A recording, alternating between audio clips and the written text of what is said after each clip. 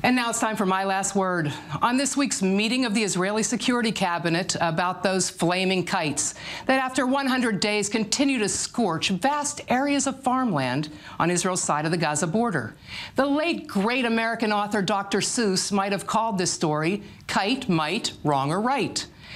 Our story started with leaks from that closed-door cabinet meeting about a heated exchange between Lieutenant General Gadi Eisenkot, the IDF Chief of Staff, and Israel's education minister, the leader of a hard-right party who's been pressing for airstrikes against anyone, even minors, seen launching kites and balloons toward Israel.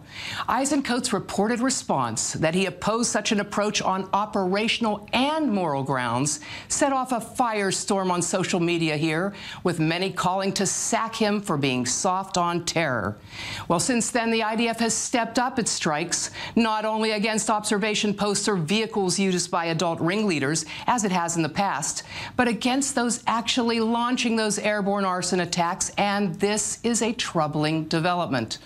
Despite the economic, ecological, and psychological toll this primitive, asymmetric tool of warfare is taking, Israel must not equate flaming kites with cross-border infiltrations, roadside bombings, or rocket and mortar fire.